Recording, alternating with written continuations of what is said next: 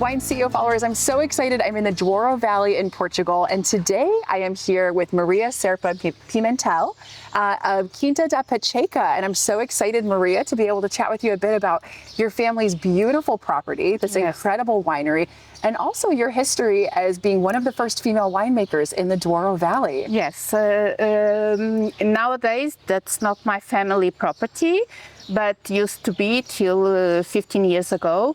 But I'm still here. I'm the winemaking director, and I did the enology course at University of Vila Real in the north. It was the first course of enology in Portugal.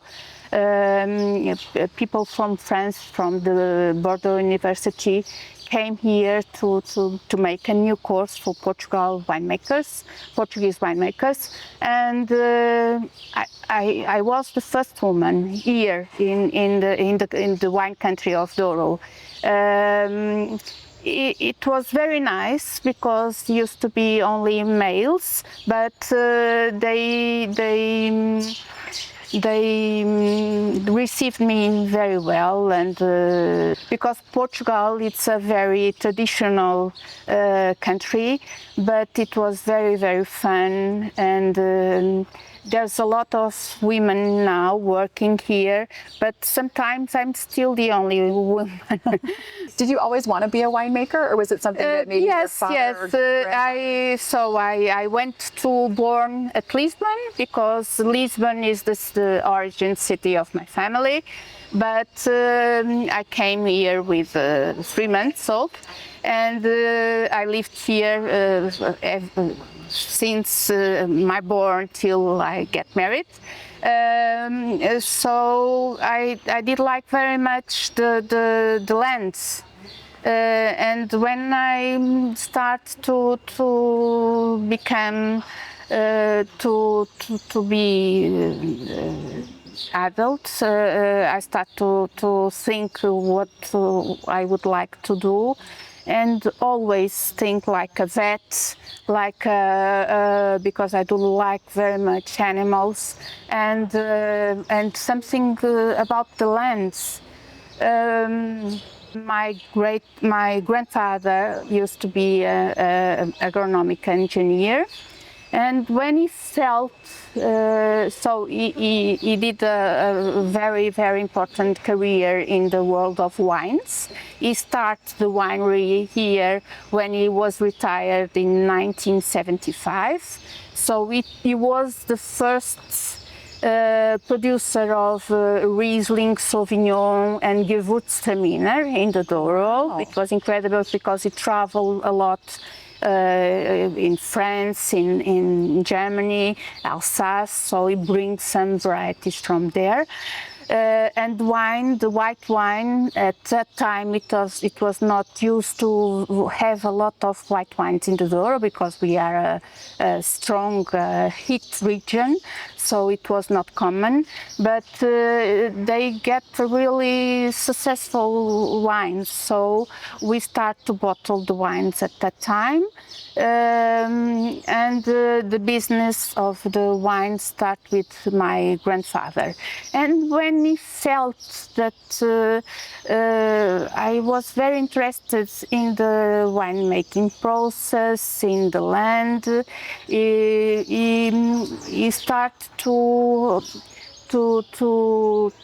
travel with me, to show me things. And when I was not with him, he came from the travels with books of winemaking and books, and so it was easy to choose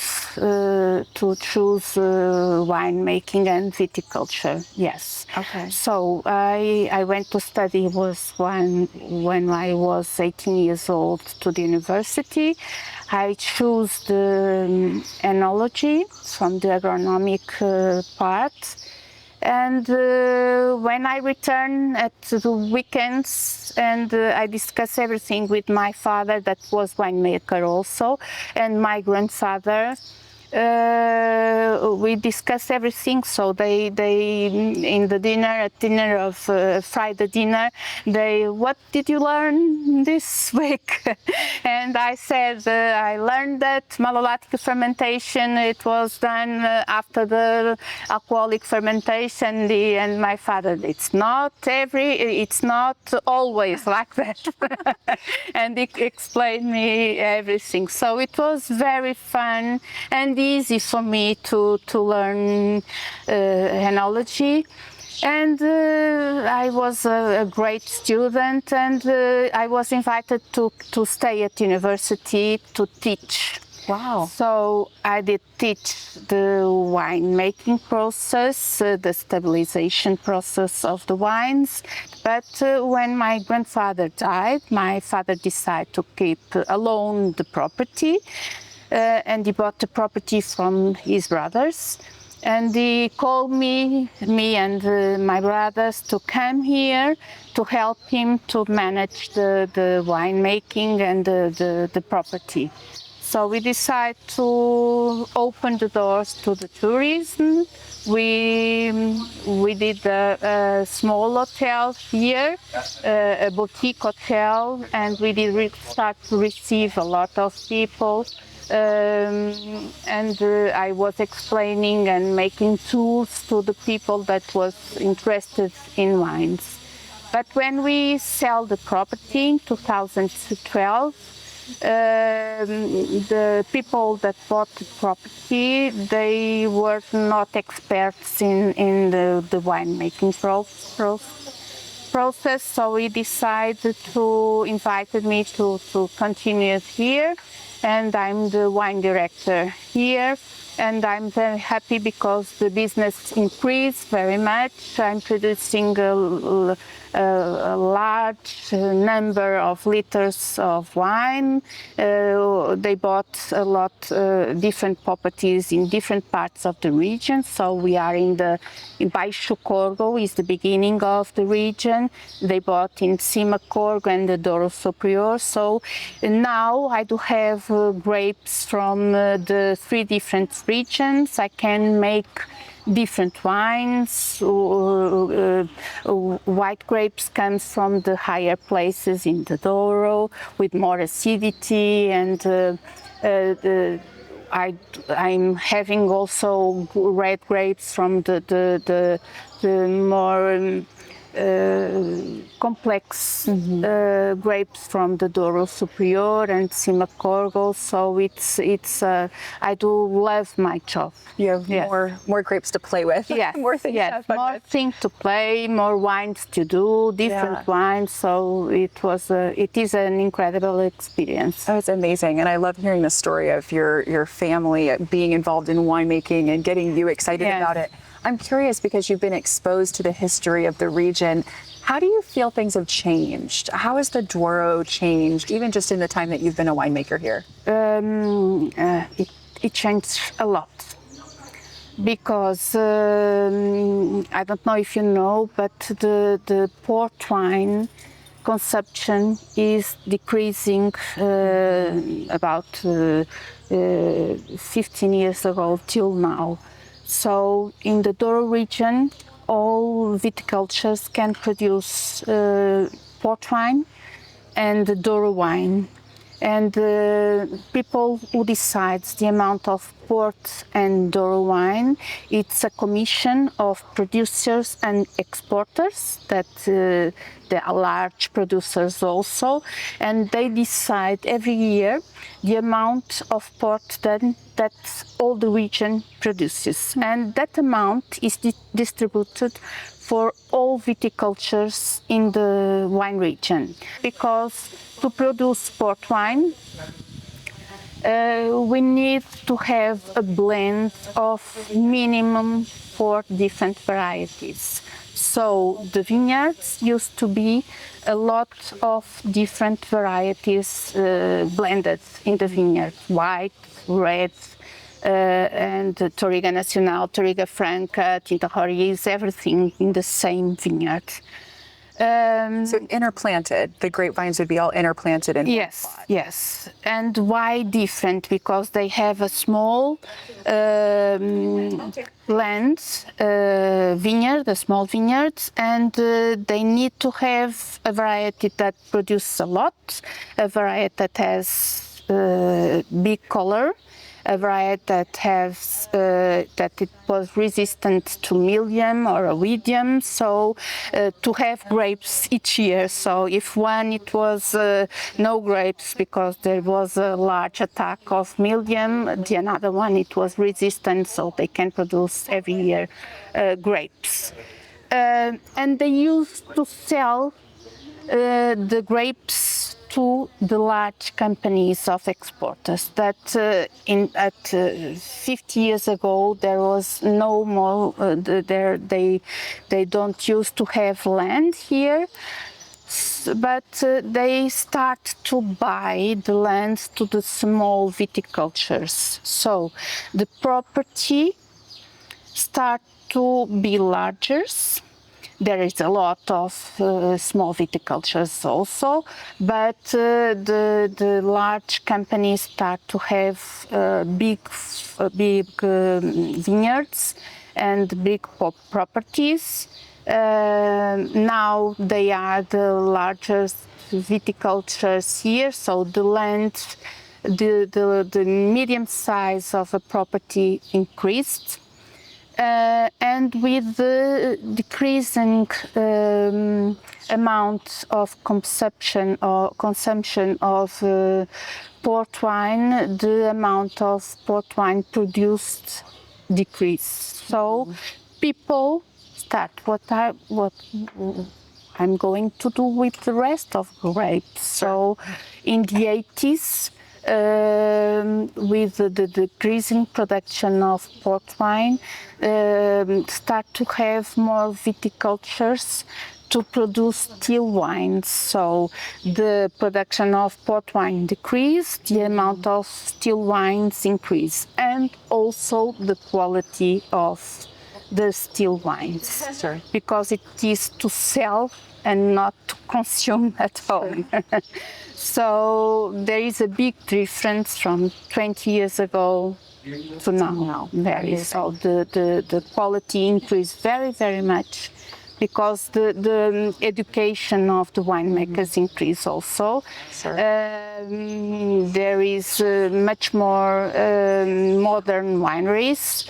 The production of port wine decreased and the production of still wines increased, and the viticulture it was modernized also, because at 50 years ago it was everything done by hand. There is no tractors to pulverize everything, and now we can do it. We are using now drones to pulverize the vineyards also.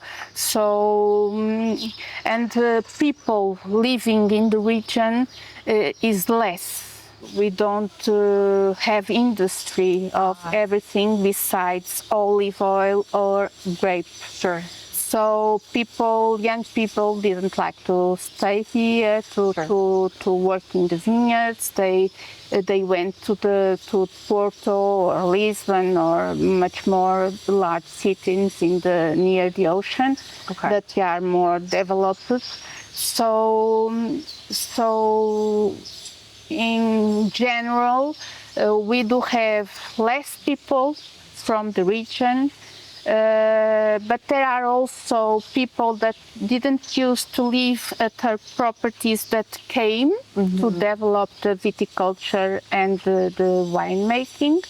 So the people is different. There are coming people from abroad to help us, because we don't have people enough to work in the vineyards. The quality of the wines increased very much, and the production of still wines increased and port wine decreased. So we do have now a large diversity of wines. and a large diversity of people, ideas, young people, a young generation to make different wines. Yes, it changed a lot. Amazing. Regulation of the production of wine is made by a public institute that says how do they know everything about each producer. They know the amount of wine they do have in the cellar.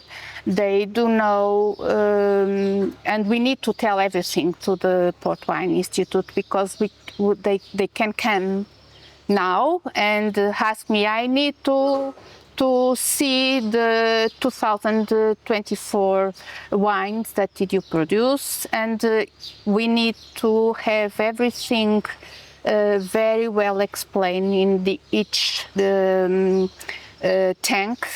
If it is from 24, if it is from 23, if it has 50 years, or everything.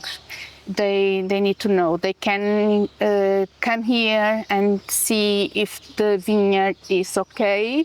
It has grapes, or if it has a large attack of mildew and can be no grapes, but they know everything. It's an institute, it is an organization from the government. They work with the board that is in the board there is people from the producers, so associations from the producers, and associations from the people that exports. Okay. So we are the production and commercial people. And every year they decide, because they know, the commercial people, they know how is the market, if it is decreasing or increasing, and they say this year we are looking for new markets and we discover market in South Korea or something else, so we need to have more production of port wine, or we are not very good in sales, so we need to decrease a little bit of our production of port wine. And people from the producers, they say, no, we do have a large amount of grapes this year, or no, the production is very low.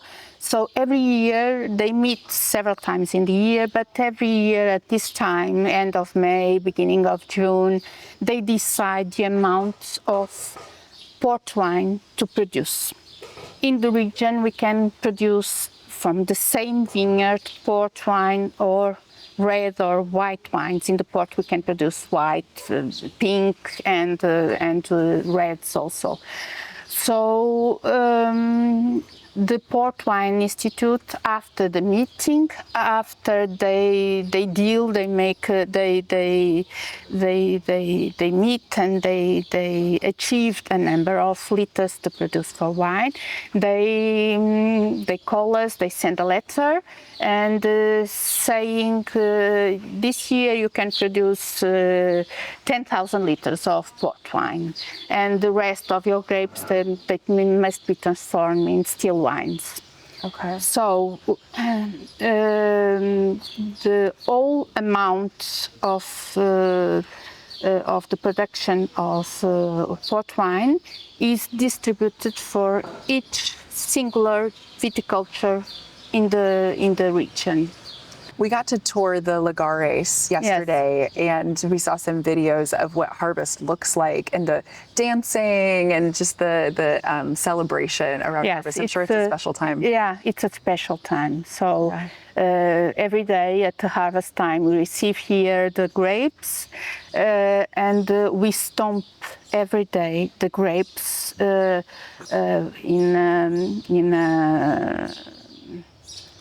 in a hard way, but it's work. Sure. It's not only dancing, but it's for 3 hours. The 2 hours, the workers need to to blend every grape inside the lagar and to stomp in a very regular way. Yes. Yeah. And the third hour, we call it liberty. So we do have every day a singer or a music, and they with the tourists also they like very much to come and to participate in the harvesting and in the stomping, so they can dance and everything. Yeah. You know, it's funny because when I was first learning about winemaking, I remember learning that, you know, there was this ancient process of stomping grapes. And I remember even having people ask me, do they still do that, Yes, Sarah? And I said, oh, no, and American it's people, dirty. yeah, Like, no. And American people, they come here and they ask, but there's no boots, and you don't clean the feet, everything. So we still do it, and almost every people, almost all the producers, they still have lagars, and for special port wine, that is vintage port, high quality of port wine, vintage port, we do it every day, and for strong and red wines that need to go to the cellar for several years, we need to have a very complex wine, so we do the same way. Yes. So tell us why, because in a modern day of machines, what's the benefit to having physical labor and feet to stomp the grapes? And there is lagars with robots also, so they can stomp with, and they do it with robots. But a machine, it's easiest because they don't ask for a glass of wine, they don't need to go to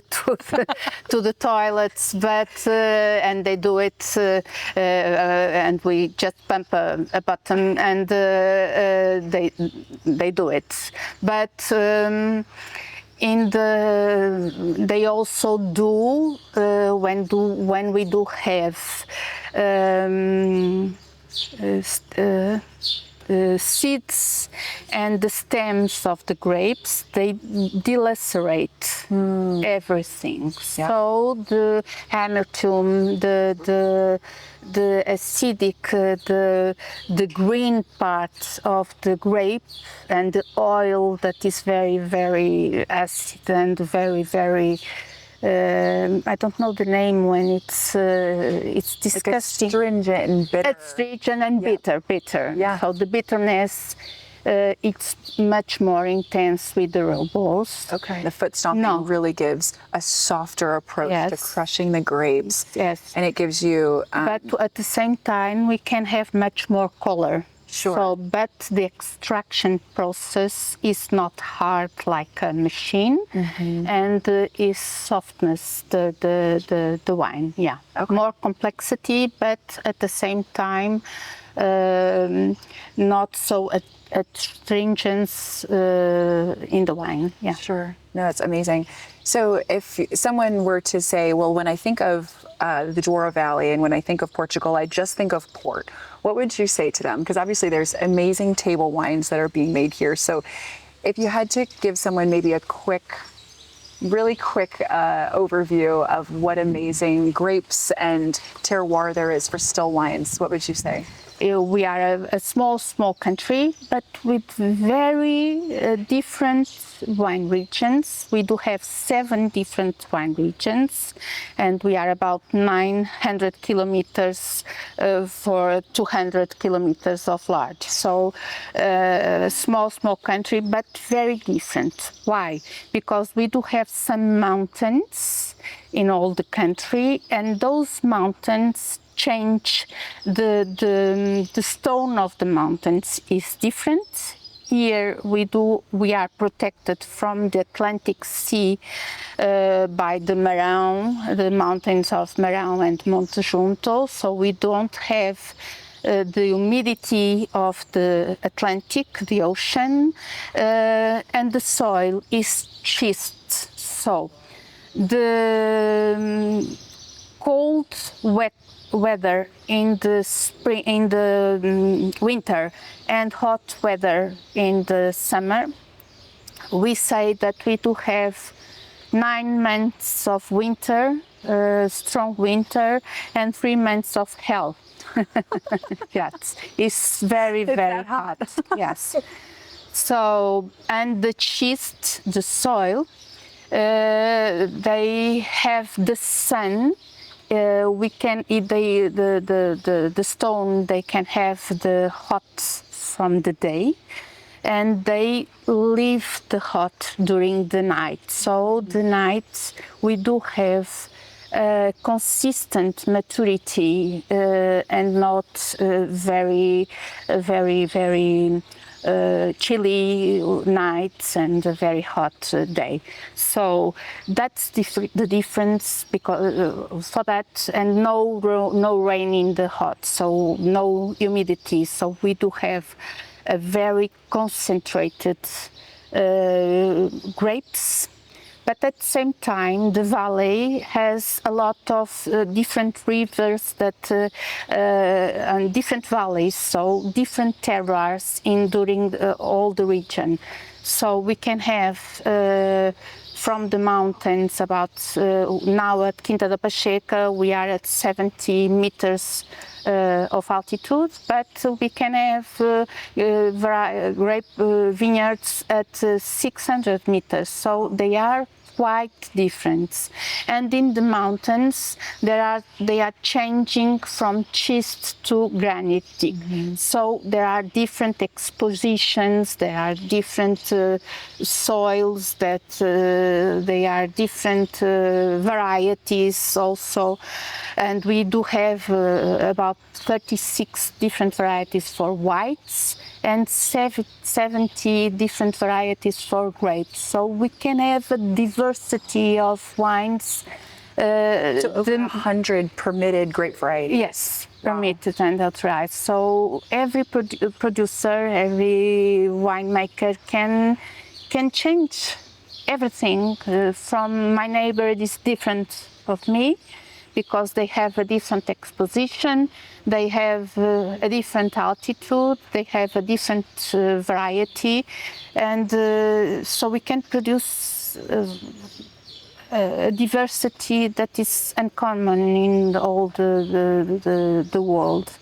The major wines in the region, besides the Porto, they are still blends of different varieties, because old vines that are the best vines that we can have, they still have the different varieties planted at the same time. So we can have, and they are old, so they produce less. So we can have more concentrated, more complexity in an old vine than a different young vineyard.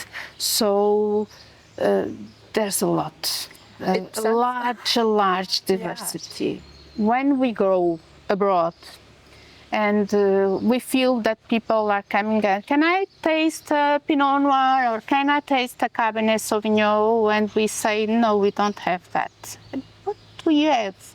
And the most popular is Touriga Nacional. The Touriga Nacional from Portugal is now planted in Bordeaux. Is now planted in the South America. I think in America, California also, in the New World of South Africa, Australia. It's popular now. It's the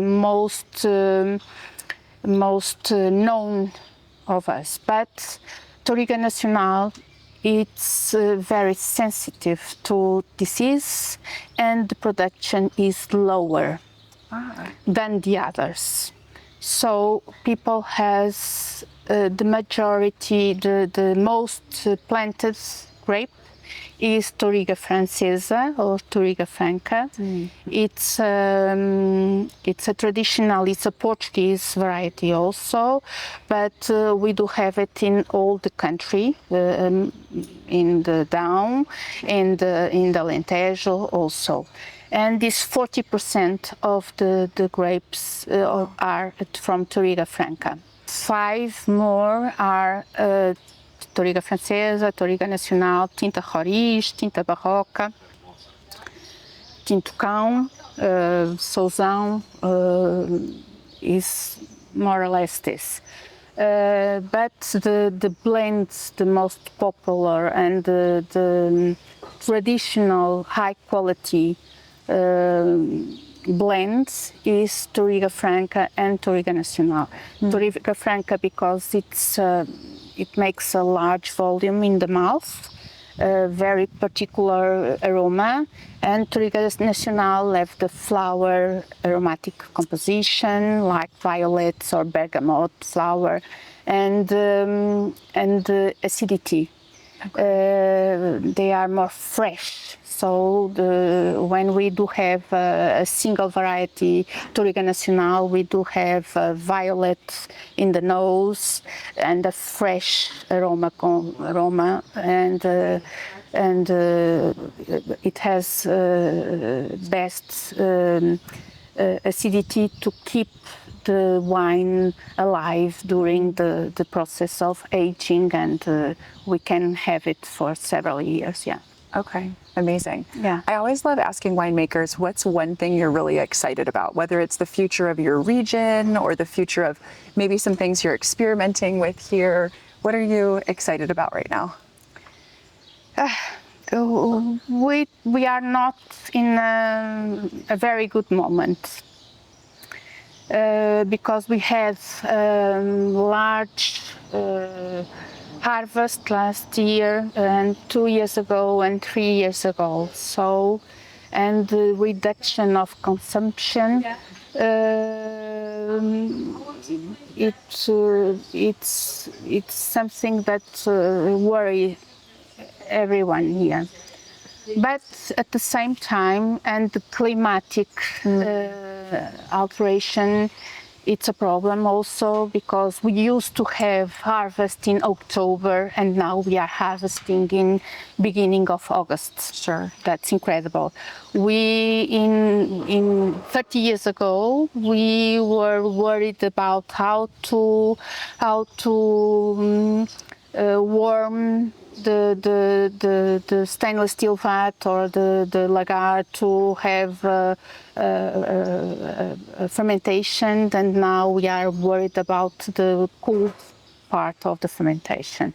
But at the same time, we are changing viticulture practices to be more resistant to the climatic difference, and we are increasing in the white wines, different process of vinification to have wines more simple for the young people, new kinds of new styles of port wine to have cocktails to the young people, because port wine is a traditional beverage, so we need to increase the consumption of young people, and so we are experimenting different things. We are experimenting wines with low intervention, with low sulfites, with different kind of yeasts to have different aromas. So we try to increase the knowledge of everything to be prepared for the challenge of the future. And every year in the harvest we try to do something different, to new worlds, to new people in the wine, and to have wines more drinkable and to have wines that young people like more. Yes. Amazing. So lots of innovation. Lots of innovation, lots of worries about the region and everything, of people that is going outside the region, and about people, there is no people to work in the vineyards, so a lot of different things to think about. Sure, Yeah. sure. Well, Maria, this has been amazing. Thank Yeah, you for thank you spending your very time much. with me, telling us about your home region Yes. and your passion. This has been amazing. Yeah, thank you very much to you, Sarah. It you. was incredible. Thank you.